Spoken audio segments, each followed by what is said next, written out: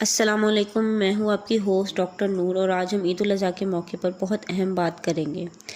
क्योंकि बकरा ईद की आमद और बच्चे बड़े सब मवेशी मंडी का रुख कर रहे हैं, इसलिए इस ईद पर हमें कोरोना के साथ साथ एक और वायरस का भी ख़तरा हो सकता है, जिसे हम कोंगो वायरस या क्रिमियन कोंगो हेमोरेजिक फ़ीवर कहते हैं। कोंगो वायरस एक ऐसा वायरस है जो टिक्स या जिन्हें हम उर्दू में चीचड़ या पिस्सू कहते हैं, इनसे फैलता है। ये टिक्स जानवरों की खालों के अंदर रहते हैं और जब ये जानवरों को बाइट करते हैं तो वायरस जानवरों के ब्लड में दाखिल हो जाता है।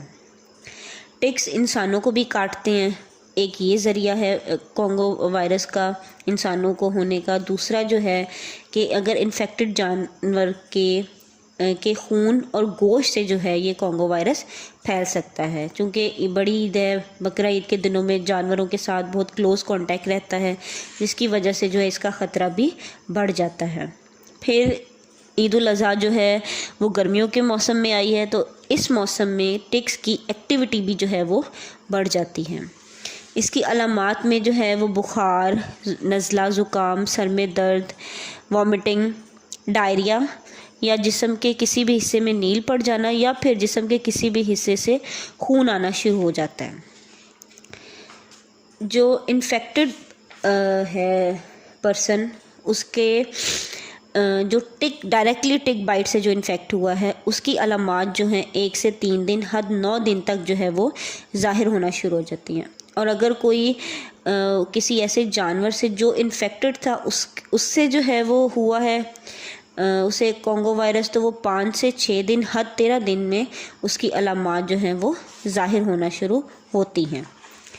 अब जिस तरह अलामात ज़ाहिर होना शुरू हो रही हैं, तो ऐसे में मरीज़ को हस्पताल में दाखिल करवाया जाता है और इसके मरीज़ों को भी कोरोना वायरस की तरह अलग रखा जाता है, क्योंकि ये भी एक ऐसा वायरस है जो एक इंसान से दूसरे इंसान को लग जाता है। इस वायरस की शरह अमवात भी ज़्यादा है, WHO के अकॉर्डिंग 10 से 40% तक है। कोंगो वायरस से किन को ख़तरा होता है? चरवाहों को, कसाई को, या ऐसे शख्स जो इनके साथ रहते हैं, या वो लोग जो मवेशियों को छूते हैं या फिर उनके साथ काम करते हैं। अब इनसे बचा कैसे जा सकता है? इसकी कुछ प्रिकॉशनरी मेजर्स हैं। पहली वही जो हम कोरोना वायरस के लिए हमारा जो है वो आजकल हो रहा है कि हमने हैंड सैनिटाइज़र यूज़ करना है, मास्क लगाना है, ग्लव्स पहनने हैं। इस प्रैक्टिस को हमने कंटिन्यू करना है। इसके अलावा जब आप जानवर ख़रीदने जाते हैं तो फुल आस्तीनों वाले कपड़े पहने, जुराबे पहने, हल्के रंग का ड्रेस पहने। इससे अगर आपको जो है टिक्स आपकी बॉडी पे आएगा तो हम अपनी आंख से उसको देख सकते हैं, तो हम उसको हटा सकते हैं।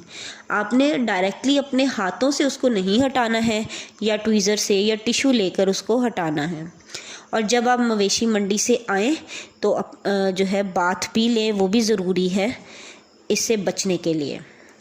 और इन्फेक्टेड एनिमल के गोश्त और खून से हम कैसे बच सकते हैं कि कुर्बानी जब आप कर रहे हों तो उसके खून के छींटे आप अपने ऊपर ना पड़ने दें।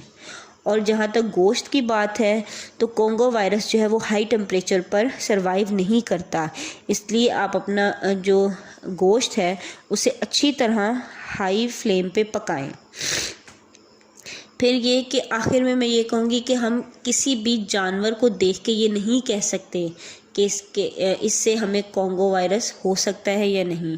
वो हमें तभी पता चलेगा जब हमारे अलामात ज़ाहिर होना शुरू होंगे।